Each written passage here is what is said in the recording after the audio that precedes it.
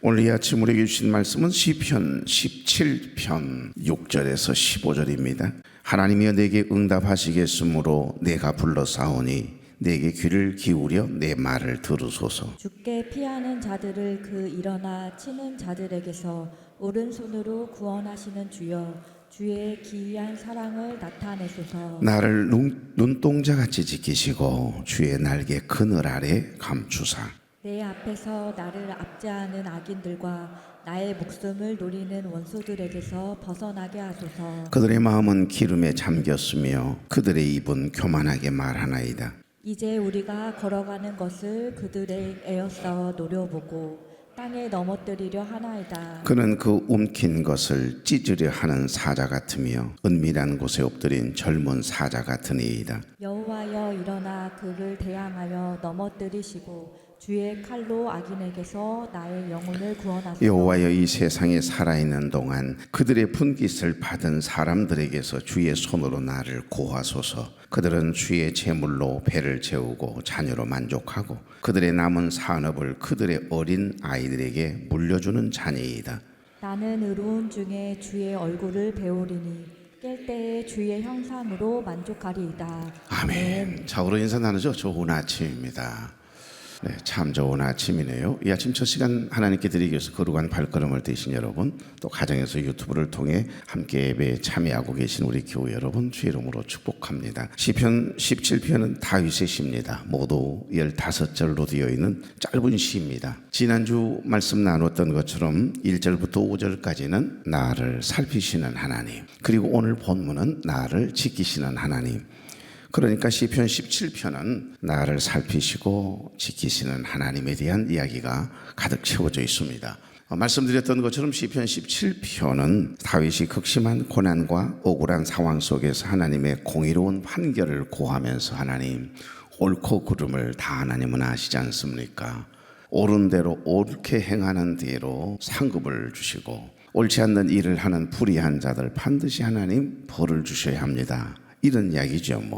여러분, 다윗이 가장 먼저 이런 절박한 상황 속에서 지금 너무 억울하거든요. 그런 일이 없는데, 그리고 생명을 노리는 원수들에게 완전히 포위당해서 저 다윗만 없으면 우리가 그 자리에 올라갈 수 있다는 생각, 저 사람을 어떻게든 끌어내려야 내가 그 자리를 차지할 수 있고 저 사람이 누리고 있는 어떤 인기와 명예, 명성을 내가 독차지할 수 있다라고 하는 그 욕심이 우리 안에 꿈틀거릴 때 시기와 질투, 험담, 비판하는 거거든요.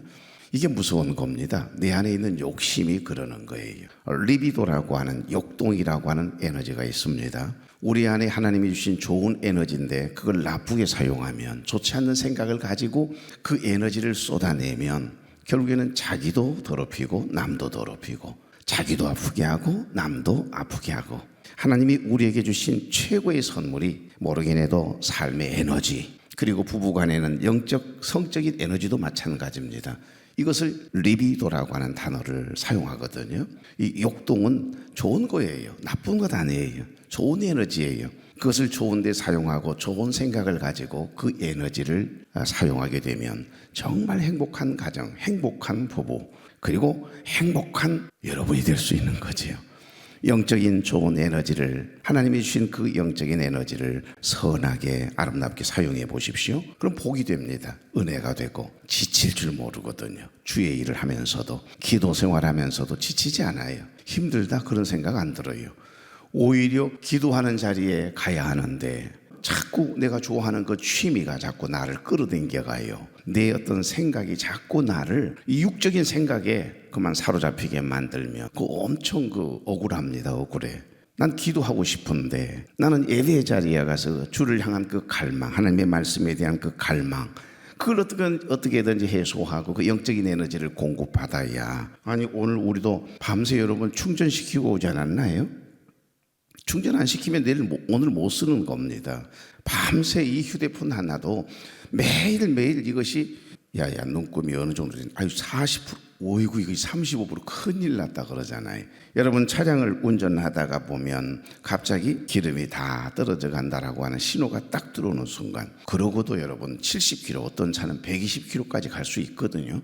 근데 불이 들어오는 순간부터 여러분의 마음이 어때요? 70km 남았구만. 아직 멀었네. 이렇게 여유 있는 사람 있어요?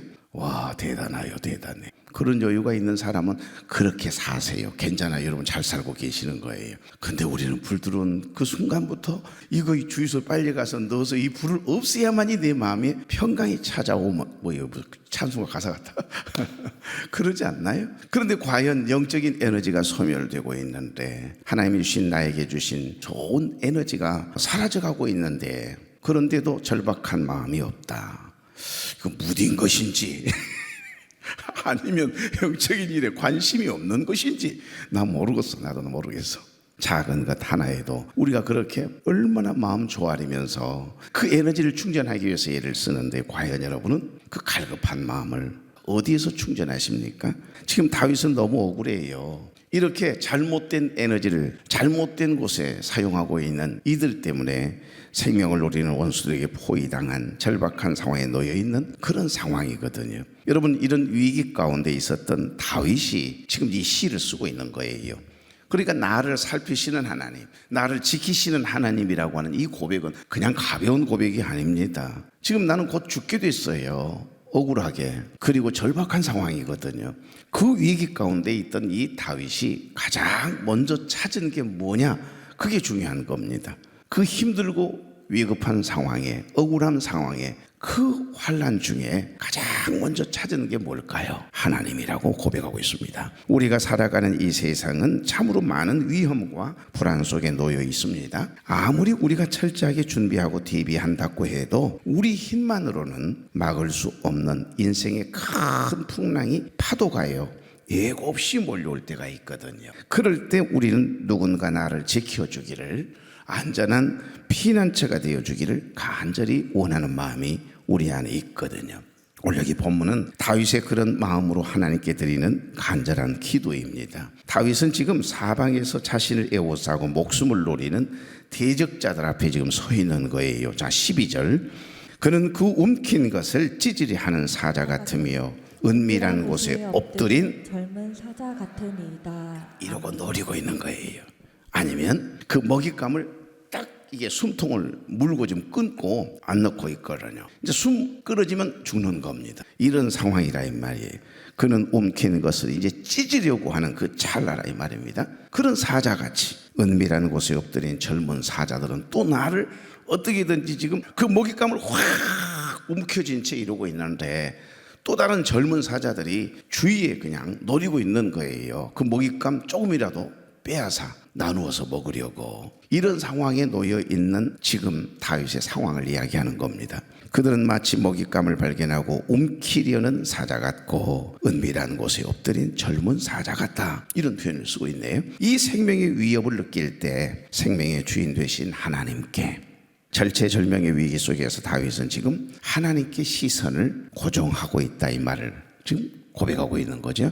그리고 자신을 지켜달라고 호소하고 있네요. 자, 6절, 7절. 하나님이여 내게 응답하시겠으므로 내가 불러싸오니 내게 귀를 기울여 내 말을 들으소서. 7절. 쉽게 피하는 자들을 그 일어나 치는 자들에게서 오른손으로 구원하시는 주여, 주의 귀한 사랑을 나타내소서. 아멘. 오늘 여기 본문을 통해서 하나님께서 당신의 자녀를 어떻게 지키시는지, 그리고 보호받는 우리는 무엇으로 만족하며 살아야 하는지에 대해서 이 다윗의 고백을 통해 함께 은혜를 나누고자 합니다. 첫 번째 고백이 뭐지요? 8절 보시면 나를 눈동자같이 지키시고 라고 하는 고백입니다.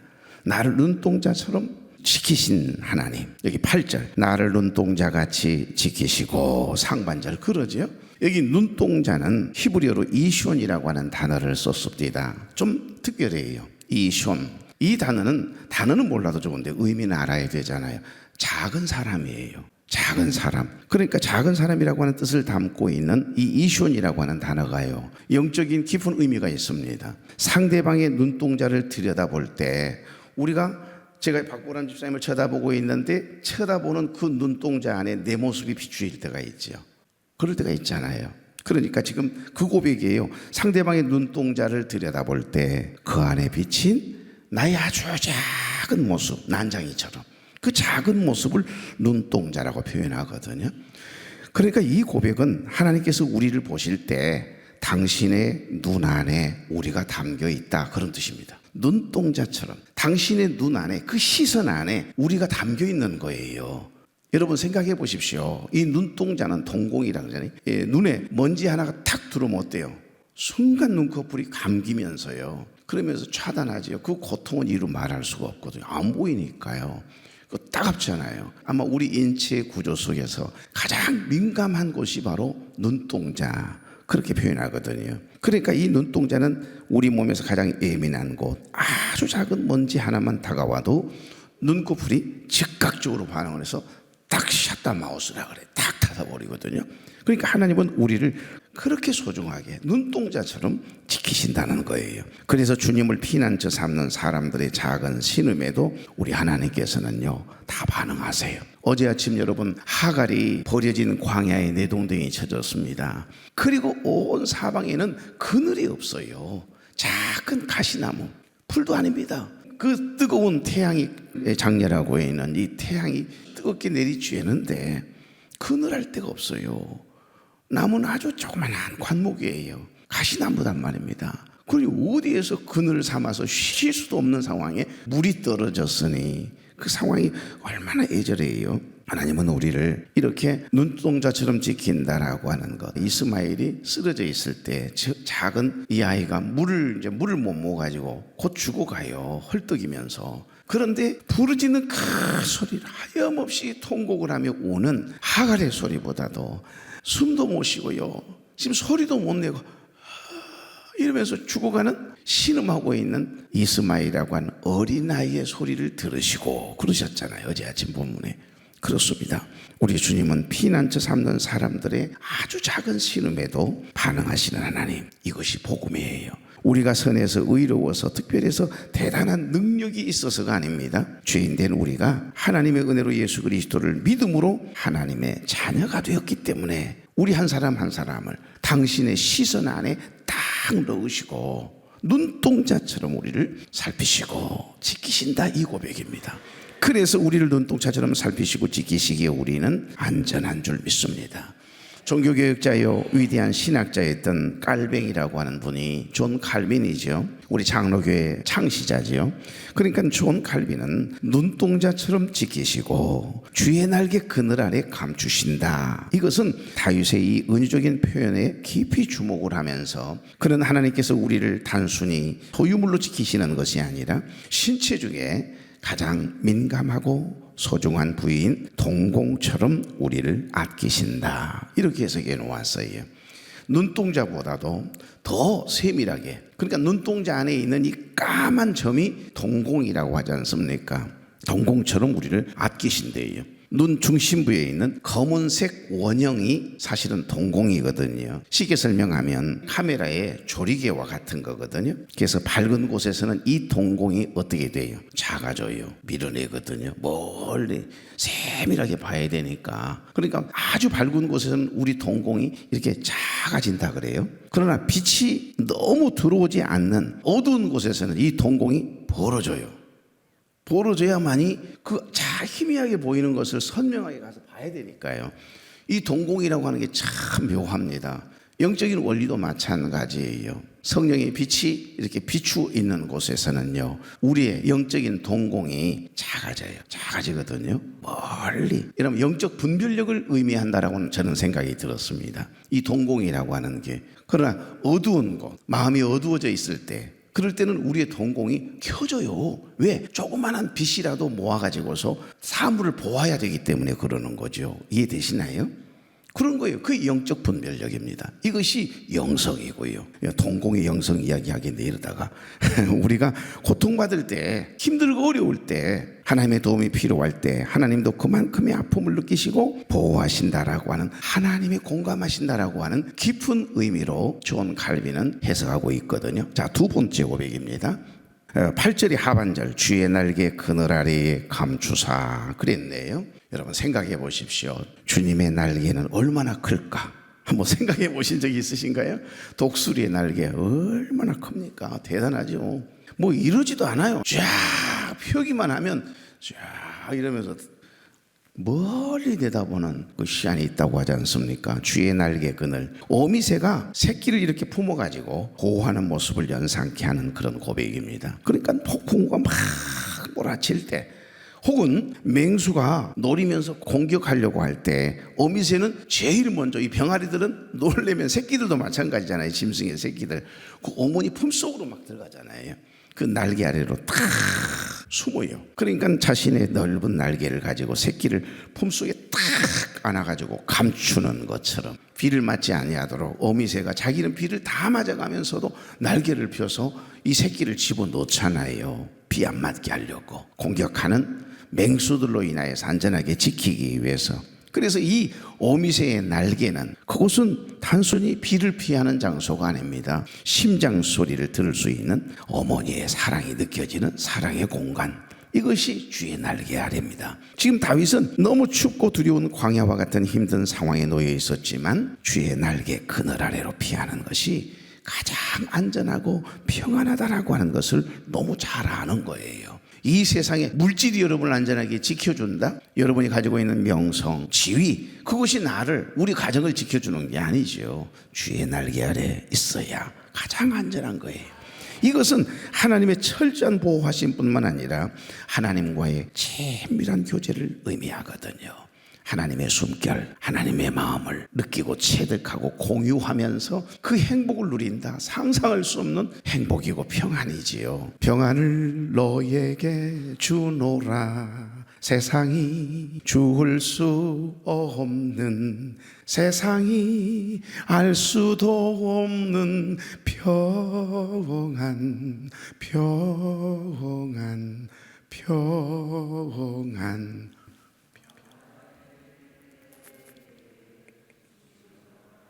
평안 없어. 내가 보기에는 여러분이 평안이 없는갑소. 주님의 평안으로 주의 날개 아래 그늘 아래서 오늘 이 밤 쉬었다 나오신 거 맞지요? 근데 표정이 왜 그래요? 좋은 날 아침 탁 시작하면 제일 먼저 내 마음의 첫 의식 주님 생각으로 채워져야 돼요. 그것이 첫 열매예요. 저는 늘 아침마다 아침에 일어나면 하나님 좋은 날, 너무 좋은 날 주셔서 감사해요. 어제까지만 해도 배가 좀 아픈 것 같고 뭔가 좀 피곤한 것 같고 이랬는데 오늘은 왜 하나도 안 피곤해요? 하나님 아싸 이러면서 거울을 보고 혼자 부흥집회하면서 일어나거든요. 미쳤나 봐요. 세상의 공격이 거셀수록 우리는 더욱 주의 날개 아래 품으로 파고 들어가야 해요. 파고 들어가야 합니다. 그래야 안전하니까. 그 은밀한 곳에서 우리는 세상이 줄 수 없는 평안을 누리게 되는 겁니다. 예수님께서도 예루살렘을 향해서 암탉이 그 새끼를 날개 아래 모음같이 내가 너희를 모으려 한 일이 몇 번이더냐, 이런 말씀을 하셔서 그 말씀 어디 있어 또 나에게 묻지 말아요. 내가 가지고 있는 성경이나 여러분이 가지고 계시는 성경이나 다 똑같아요.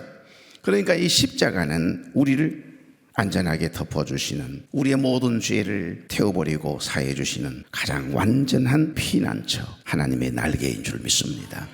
그 피 묻은 날개 아래 우리가 들어갈 때, 숨을 때 정죄와 심판은 지나가고 생명의 보호만이 남는 거지요. 죄와 사망의 법에서 우리를 구원해 주시기 위하여 당신의 온 몸을 찢기시고 물과 피를 쏟아주신 십자가의 보혈, 그게 능력이에요. 사랑하는 여러분, 다윗의 기도는 단순히 현세 안전만을 구하는 데서 그치지 않다는 겁니다. 그래서 다윗의 고백 하나하나가요 굉장한 울림이 있고 기품이 있습니다.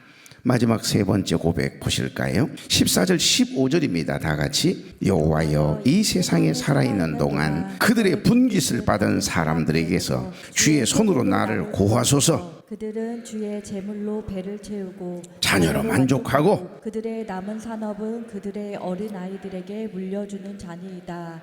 나는 의로운 중에 주의 얼굴을 배우리니 깰 때에 주의 형상으로 만족하리이다. 아멘. 정말 기품이 있는 말씀이에요. 14절 보시면 다윗을 공격하는 세상 사람들이 어떤 특징을 가지고 있는가에 대해서 지금 고백하고 있습니다. 그들은 다윗의 말을 빌리자면 이 세상에 살아있는 동안 그들의 분깃을 받은 사람들이다, 이렇게 정의한 다음 그들은 하나님의 제물로 하나님이 주신 그 은혜와 복을 자기 배를 채우는데 앞장선다는 거예요.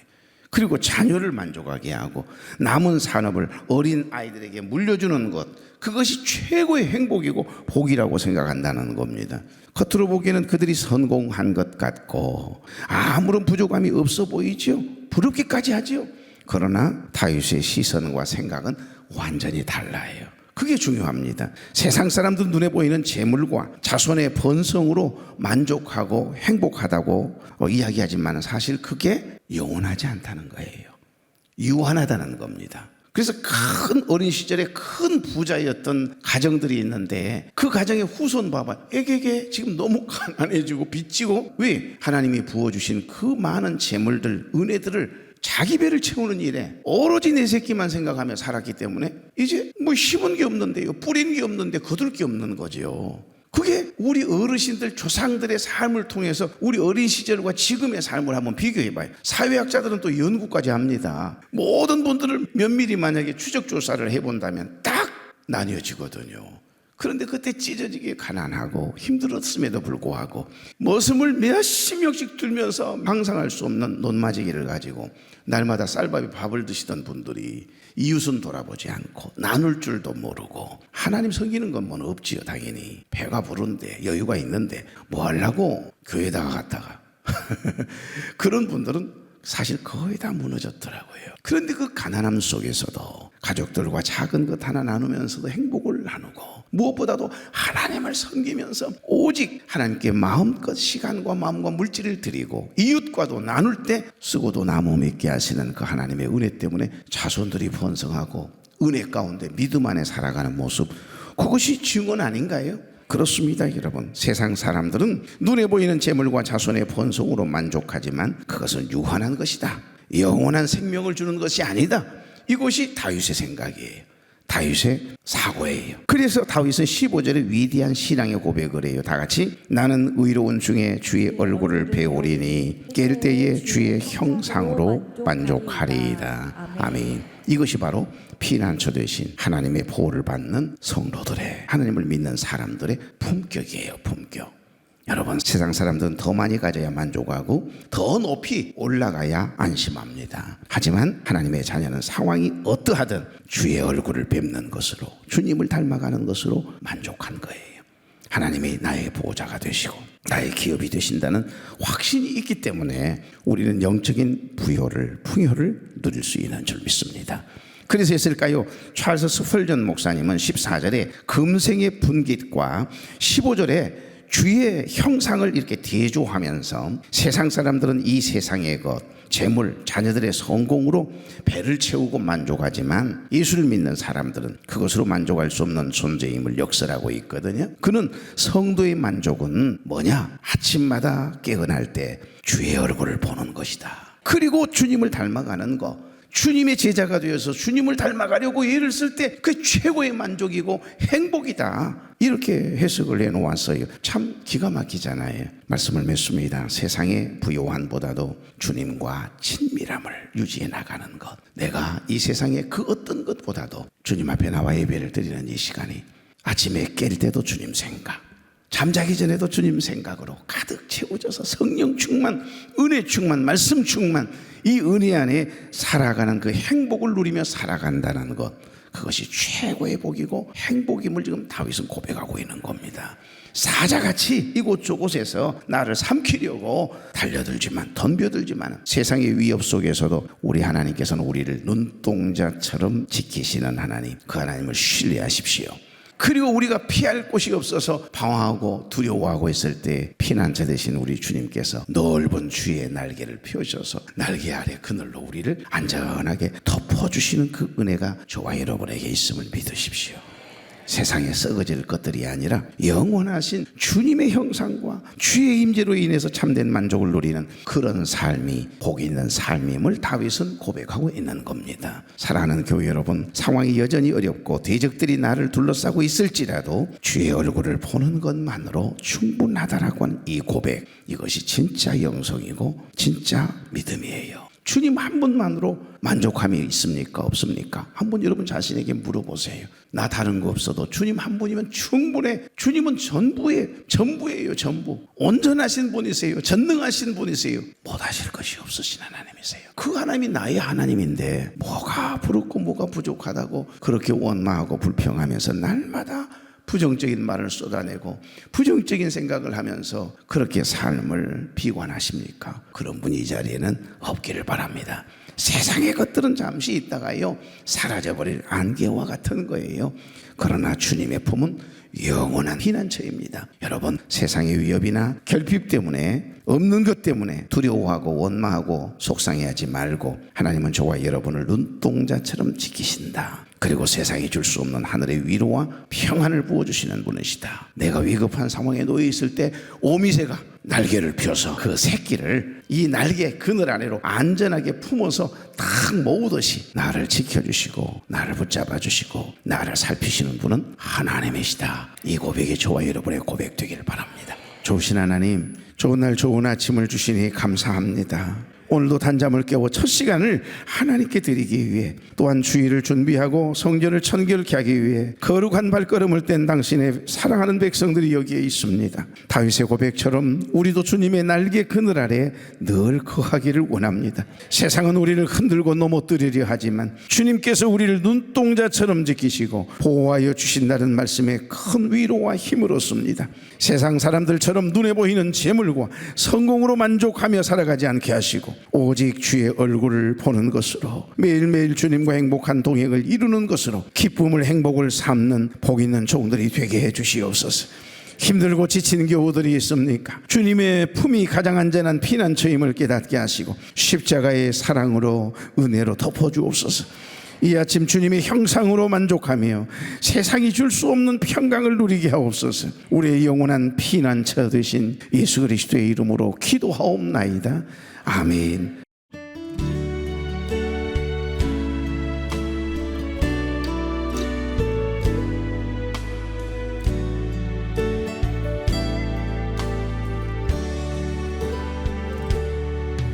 나의 피난처 예수 의지해요.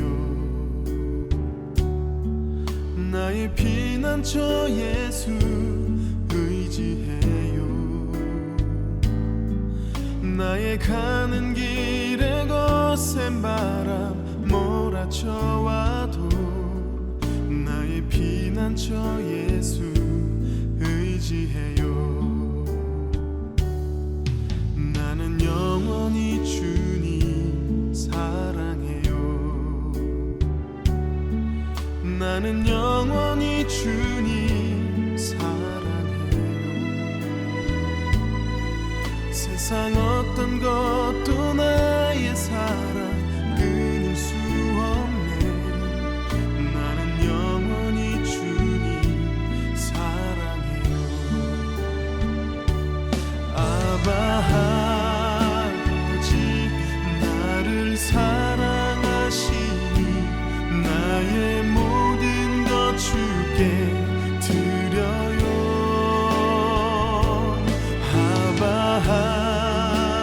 아버지, 내가 여기 있으니 주님 영광 위하여 써주세요.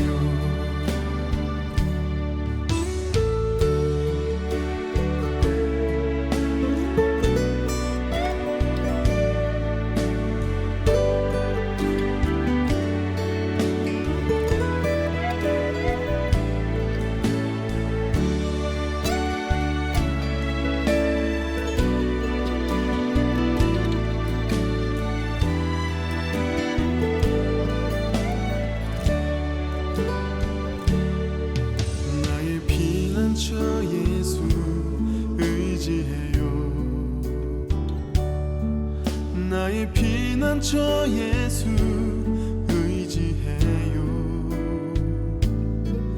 나의 가는 길에 거센 바람 몰아쳐와도 나의 피난처 예수 의지해요. 나는 영원히 주님 사랑해요. 나는 영원히 주님 사랑해요. 세상 어떤 것도